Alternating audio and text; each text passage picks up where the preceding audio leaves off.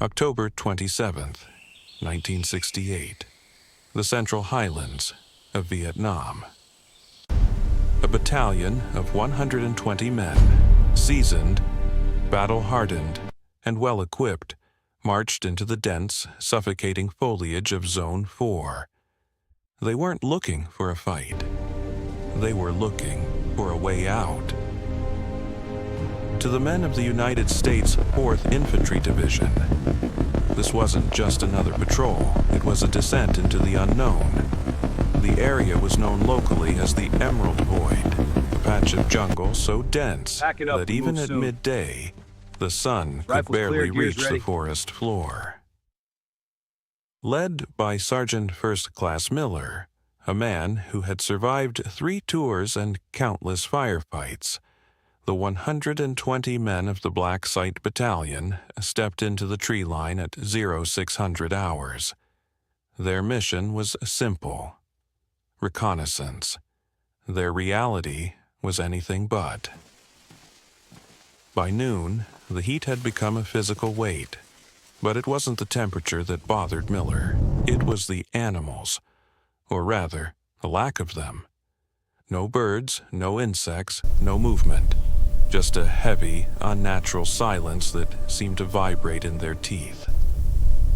Among the 120 men was Corporal Elias Thorne. Thorne was the battalion's primary RTO, the radio telephone operator. He was a 19-year-old from Ohio, with a reputation for being able to fix any frequency in any weather.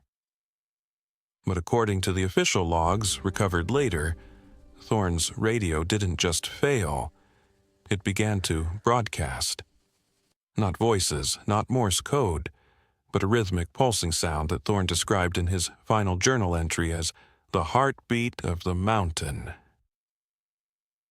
His journal, found tucked inside a waterproof casing near a dry creek bed, reveals the terrifying truth of their final hours. He wrote that by the second night, the stars didn't look right. The constellations had shifted. Orion was gone. The North Star was replaced by a flickering violet light that seemed to watch them. Thorne's last entry, dated October 28th, consists of only one sentence, written over and over again until the ink ran dry. "We are not moving, but the trees are."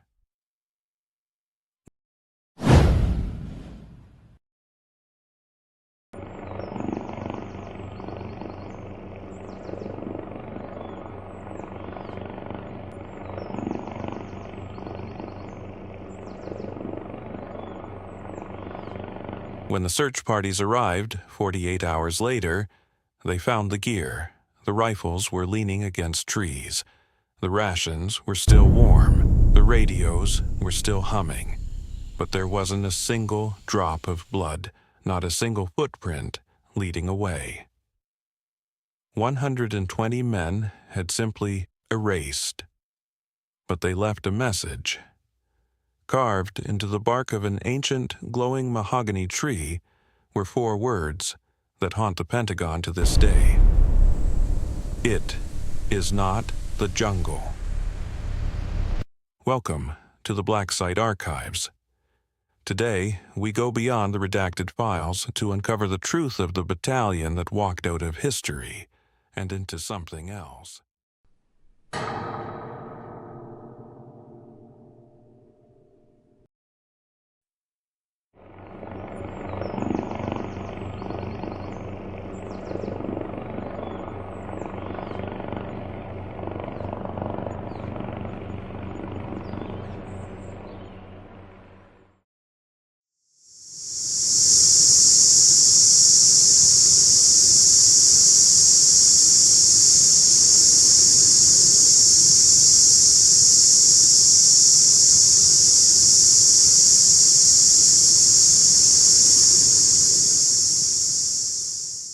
Day 3 of the Disappearance.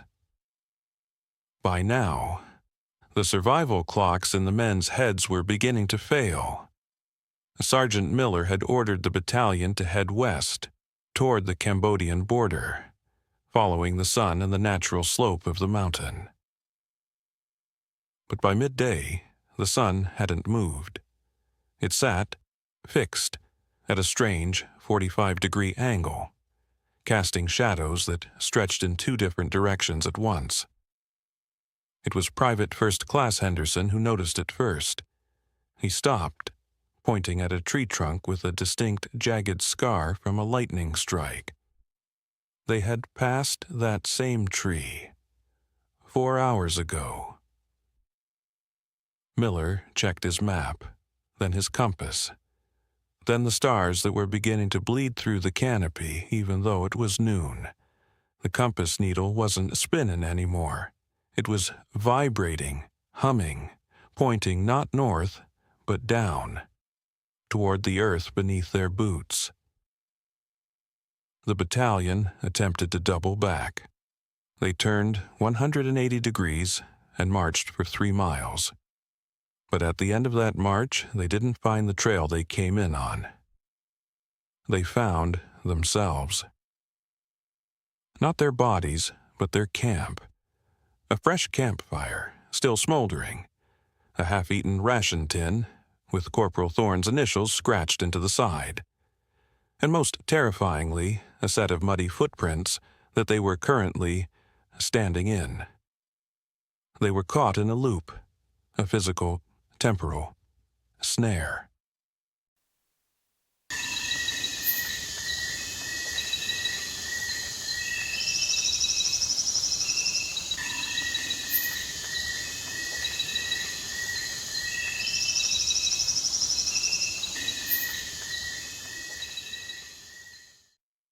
Panic began to set in, a sickness of the mind the soldiers called the green fever.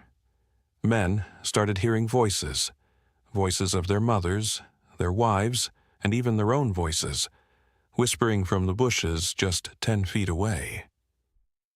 Miller realized then that Zone 4 wasn't a place they were passing through.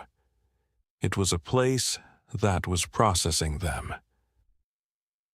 It was at this moment that the first man simply walked into a tree and didn't come out the other side. He didn't scream, he didn't struggle, he just merged with the wood.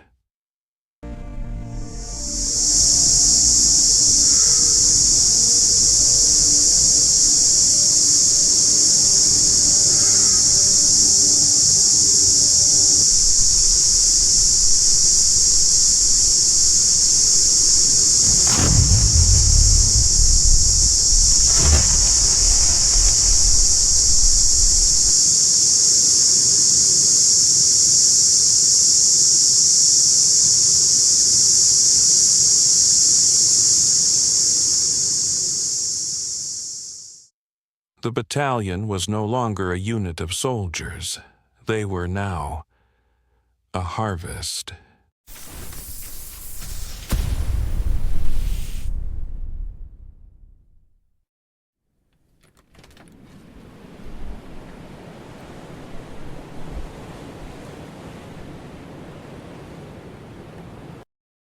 But the green fever wasn't an accident. Back at MACV headquarters, Colonel Vance sat in a room cooled by industrial fans, watching a tactical board that shouldn't have existed. He wasn't looking for the North Vietnamese. He was tracking the life signs of his own men, watching them flicker like dying candles on a map. Vance had known about the Emerald Void since the French records of 1954.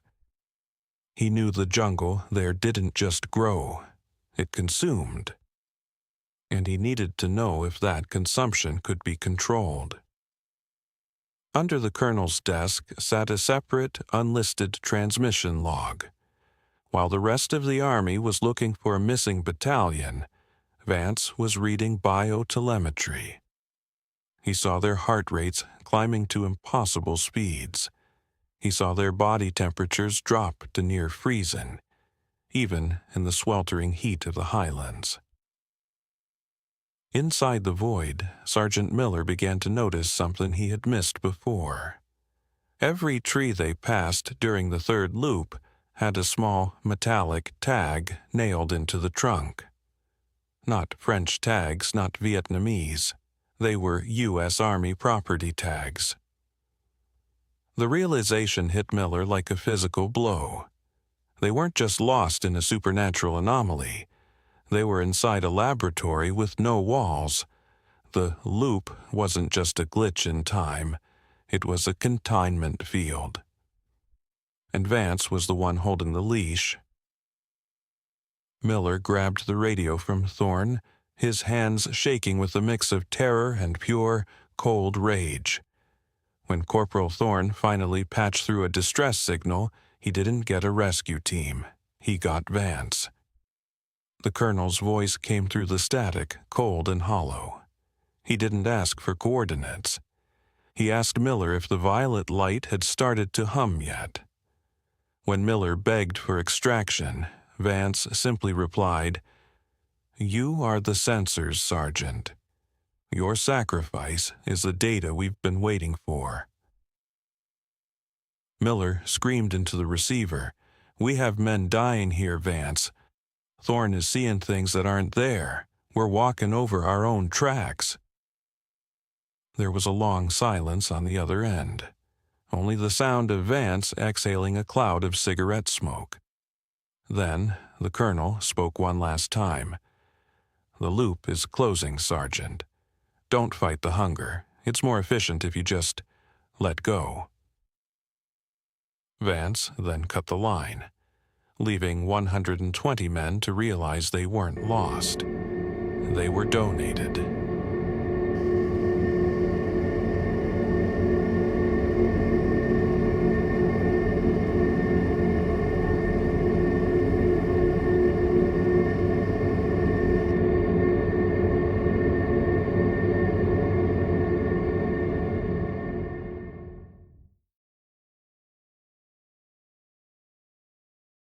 When the official search party, men not under Vance's direct command, finally broke into the center of Zone 4, they were greeted by a silence so heavy it felt like a physical weight. They found the clearing exactly as the sensors had recorded it. 120 M16 rifles stacked in those impossible, neat pyramids. 120 steel helmets lined up in a row as if for a final inspection. And the boots, empty, lace-up leather, sitting in pairs as if the men had simply evaporated upward. But as the search party's lead scout climbed a massive banyan tree to gain a vantage point, he found the proof of the betrayal. Hidden behind the thick canopy were high-gain parabolic microphones and tripod-mounted cameras with infrared lenses, all bearing the serial numbers of a classified project managed by Colonel Vance. This wasn't a battlefield. It was a film set. Vance hadn't just watched them die, he had recorded the exact frequency of their screams as the emerald void began its harvest. Underneath one of the cameras, the scouts found a leather-bound logbook belonging to Sergeant Miller. It was tucked into a hollowed-out tree trunk, protected from the rain. The final entries weren't about the enemy or the war. They were about the Watcher. Miller had realized, in his final hours, that the red lights blinking in the trees weren't the eyes of jungle predators. They were the lenses of his own government. His last written words were a frantic scrawl. "Vance is recording the hum. He isn't coming for us because he wants to see what we become when we stop being men." But the search party never got to bring that logbook home. Before they could radio back the discovery, the sound of heavy rotors filled the clearing. Not the standard Hueys of the first Cav, but unmarked pitch-black slicks. A Black Ops recovery team, wearing no insignia and carrying silenced weapons, swarmed the clearing. They didn't ask for a report. They didn't ask about survivors.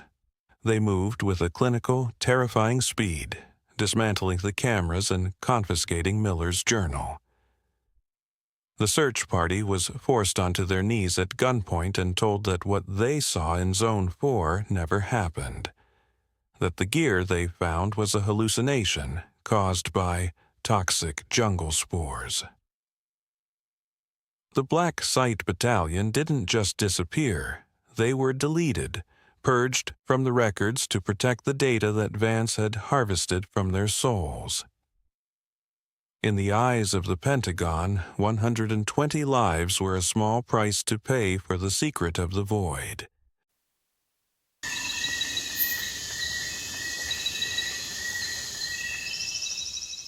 Colonel Vance retired in 1973, decorated with the Distinguished Service Cross and a pension that should have guaranteed a quiet life in the Virginia suburbs. But the Emerald Void doesn't respect borders, and it certainly doesn't respect retirement. In his final years, the man who had clinicalized the deaths of 120 soldiers became a prisoner of his own senses. His prestigious home was remodeled into a fortress of soundproofing. He tore out the garden, paved over the lawn, and lived in a house where not a single blade of grass was allowed to grow. Visitors, the few he allowed, reported that Vance had become obsessed with the hum. He claimed that the high-frequency chime he had recorded in Zone 4 was now playing on a loop inside his own skull. He told a former aide that he could hear Sergeant Miller's boots pacing in the hallway, not on the carpet, but on wet, tropical mud. By the winter of 1992, the Vance files were supposedly all destroyed, but the night he died, the containment failed. The neighbors reported no gunshot, no struggle, only a low, vibrating pulse that shattered the windows of every house on the block. When the authorities breached his bedroom, they found a scene that the coroner's office would later categorize as unclassifiable. Vance was found in the center of the room, seated in his leather armchair. He wasn't just dead, he had been transformed. His skin had the texture of mahogany bark. His lungs, when they performed the autopsy in a sealed biohazard lab, weren't filled with air. They were packed tight with thick, bioluminescent moss, the same violet flora that carpeted the floor of Zone 4. But the most terrifying discovery was the small silver tape recorder clutched in his wooden hand. It had been running for 24 years. When the agents played it back, they didn't hear a dying man's confession. They heard the sounds of a jungle clearing, and the rhythmic, synchronized breathing of 120 men, still waiting for the order to stand down. Today, Zone 4 remains a black hole on the map. Satellite imagery of the region is still routinely scrubbed by the National Geospatial Intelligence Agency. They say it's to protect environmental sensitivity, but the pilots who fly the clandestine routes over the highlands know better. They report seeing the violet glow beneath the canopy, a heartbeat in the earth that matches the frequency of a dead colonel's tape. The Black Site Battalion never came home because they never died. They were simply integrated. And somewhere, in a basement at the Pentagon, the Vance data is still being studied. Because the military didn't just learn how the jungle consumes, they learned how to make it wait for the next battalion.